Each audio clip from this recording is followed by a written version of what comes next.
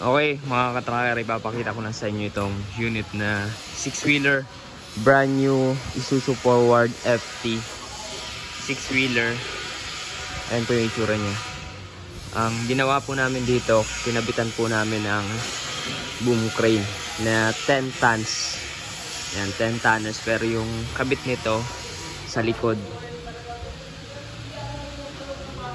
Ayan, 10 tons po ito na mayroong trigger jack. So ang ano ngayon status, nailagay pa lang yung kanyang boom crane, pero yung body nito gagawin pa lang. So pareho to ng body nitong 8 tonners na 6-wheeler din. Ayan dun sa kabila, yun kasi 8 tons yun, pero ito ay 10 tons. Meron siyang 1, 2, 3, 4, 5, 6 section yung kanyang boom. Ito, malaki to. Talagang kailangan ng reinforcement. Kaya naglagay po kami ng reinforcement sa kanyang body. Sa kanyang chassis. So ito, may mga naibalik na kaming component ng truck. Pero ito talaga tinanggal namin yung kanyang mga parts dito sa gilid, yung mga nakakabit sa chassis. Tulad nito, ito kababalik lang. Tinanggal namin yan, pati yung differential, pati yung hanger ng lip spring. So ito po yung itsura niya ngayon. Ito yung hydraulic pump. Ayan, ano po ito, 4x4 po ito. Ayan o, ito po yung transfer case nya. At may differential sa unahan. Ito yung propeller. So pinatibay po namin ito. Ayan, naglagay po kami ng baby chassis.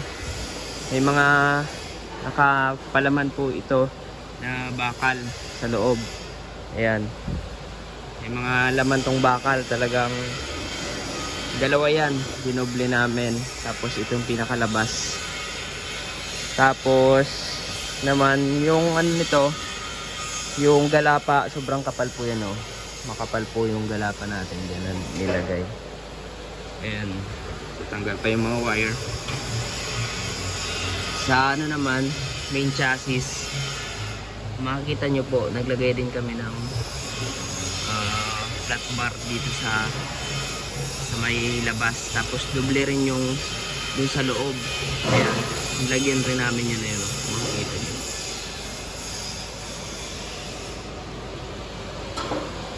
Para matibay.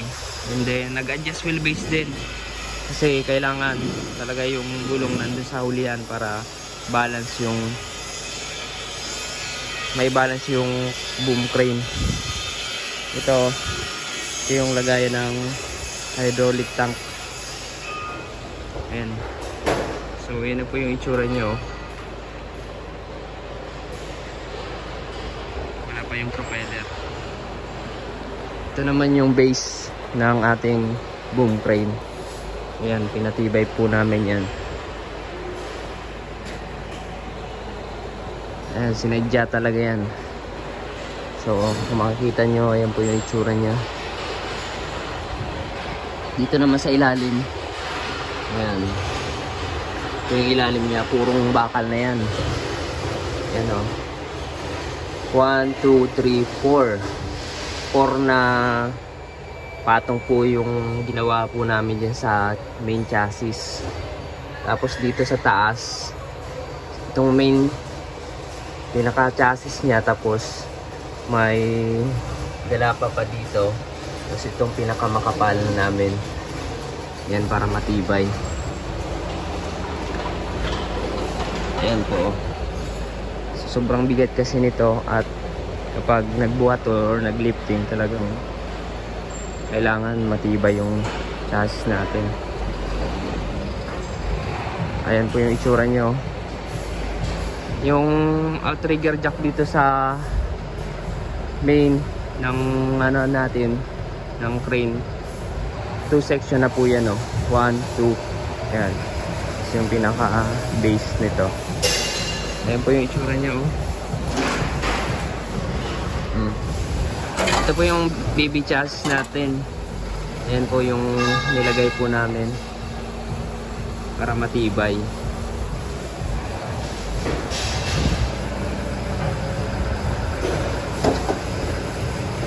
So yun mga ka-tracker, kung naghahanap po kayo ng brand new unit, brand new boom crane, dito po nag-assemble po kami or nag-install po kami. So meron kaming mga brand new boom crane na pwede nyo pagpilian depende sa kung anong gusto nyong specs. Meron kaming 2.5 tonners, 3 tonners, 5 tonners, 8 tonners, 10 tons, 15 tons. Ayan. Dito lang po yan sa Barangay Mambugdos, Bacoor, Cavite. Dito po kami matatagpuan, Calipil Marketing Corporation. So ayan mga ka-tracker, hindi lang po surplus Japan yung binebenta namin or ginagawa, nagagawa rin po kami ng brand new unit ng mga fabricated body attachment. So meron kaming mga available boom crane na pwede nyong matingnan dito. Kung gusto nyo pong mag-visit, punta lamang po kayo dito sa amin. Dito po kami matatagpuan sa Barangay Mambugdos, Bacoor, Cavite. Ulitin natin para malinaw. So, kindly contact us on our FB page, Tracker Moto PH. So, yun. Maraming salamat. God bless. Bye-bye.